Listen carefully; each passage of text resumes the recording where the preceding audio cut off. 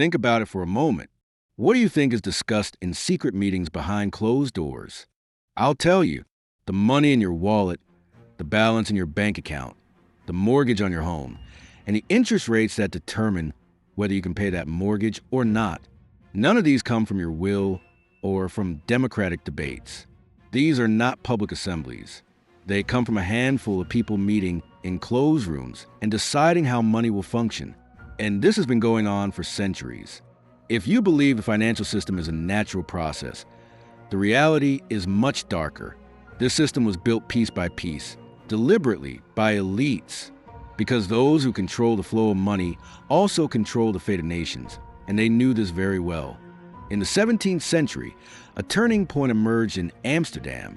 At the time, the Dutch Republic was the richest trading empire in the world.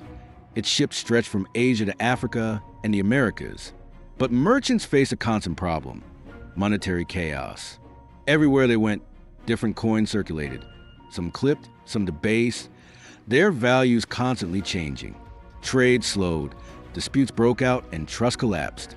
In 1609, Amsterdam's leading merchants and city officials quietly gathered and decided to build something revolutionary: the Bank of Exchange Whistle Bank. On the surface, it looked like a clearinghouse to standardize trade. In reality, it was the world's first true central bank. Merchants deposited their coins and received stable, reliable balances recorded in ledgers. Heavy metal coins were no longer the true money of trade. Paper claims were. The real question was, who would control this trust? Not ordinary citizens, not even the Republic's parliament. A small elite council. They stabilized money while quietly gaining power over it. This was banking's first great trick: sell stability to the public, while keeping control hidden. A century later, across the English Channel, England faced a similar crisis. In 1694, the royal treasury was bankrupt. King William III was fighting costly wars with France, draining the state. At that desperate moment, William Paterson and a group of London financiers stepped in. Their offer was simple and devastating. They would lend money to the crown in exchange for creating a new institution, the Bank of England. It looked like patriotism, a national bank to save the kingdom. But in reality, it was a marriage of state power and private finance. For the first time, a government's ability to wage war, borrow, and survive depended on a bank run by men outside the government. Bank of England notes soon became as accepted as coins. And with them came a new invention: national debt. Future taxpayers would fund today's wars, all managed through this bank. The British Empire was built not only with cannons and ships, but through this quiet bargain between kings and bankers. Once again, the system that shaped the world was never put to a public vote. By the 19th century, this hidden structure became even more sophisticated. No family symbolized it better than the Rothschilds. With branches in Frankfurt, London, Paris, Vienna, and Naples, the brothers operated like an invisible network across Europe. They held private meetings, coordinated investments, and moved information faster than governments. I've shared a detailed video about the Rothschild family before. You can watch it via the link in the top right. After the Battle of Waterloo, Nathan Rothschild's move became legendary. While the British public learned of Napoleon's defeat days later, Rothschild's couriers delivered the news within hours. During the panic, he bought government bonds cheaply and later made enormous profits. The key point isn't a single trade. It's that information is power, and the Rothschilds controlled it in secret. Their coordination wasn't parliamentary. It was a closed, disciplined, and extremely effective family network. They lent to kings, financed railways, and kept governments alive, all in meetings the public never entered. The architecture of secret finance was now clear. Amsterdam merchants, London financiers, European dynasties. Each time, the public was promised stability, security, prosperity. Each time, the real winners were the small groups who designed the system. But the most famous meeting shaping the modern financial system was yet to come. Not in Europe, but on a quiet island off the coast of Georgia, Jekyll Island. In the early 20th century, the United States was a rising economic power, but its financial system was chaotic. Banks failed constantly.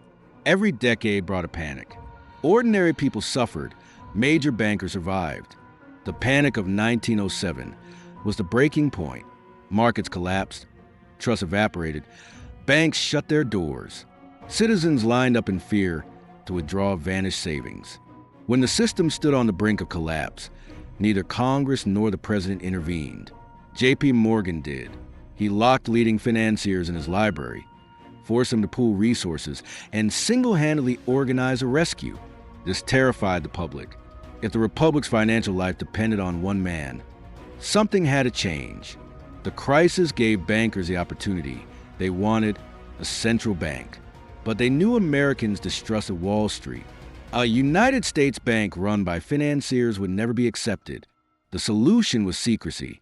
In November 1910, Senator Nelson Aldrich boarded a train in New Jersey with several of the most powerful bankers in America. They used only first names and fake stories.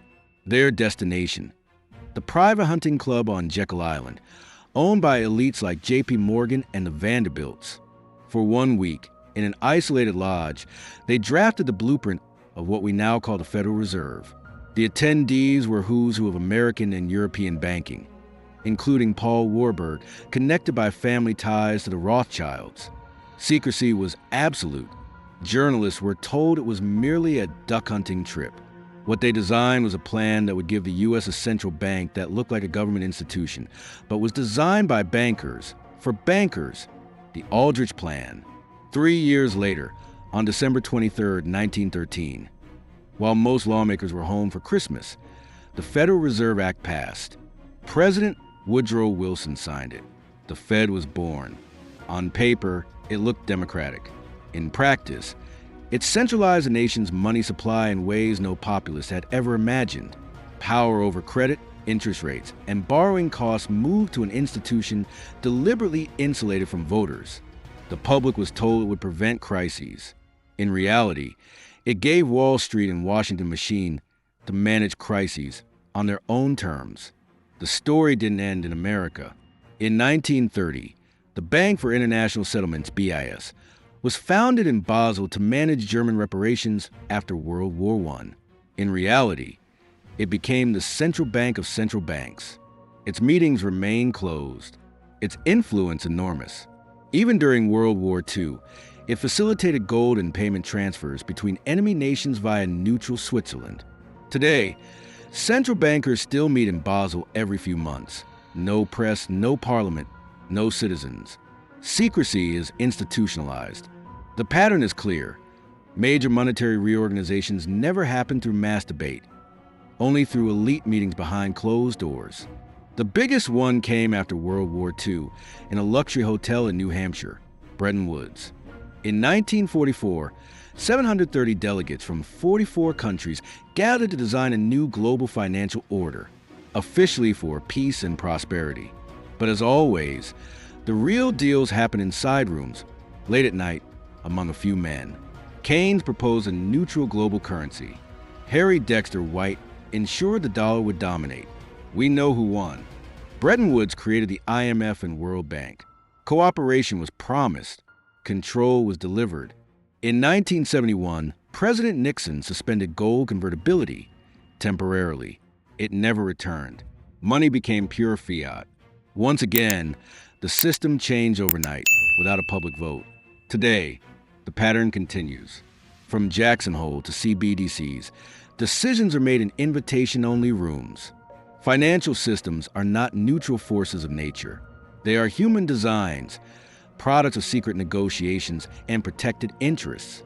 Understanding this is a first step toward real financial education. If this gave you a new perspective, subscribe. History holds all the answers. I'll show you where to find them.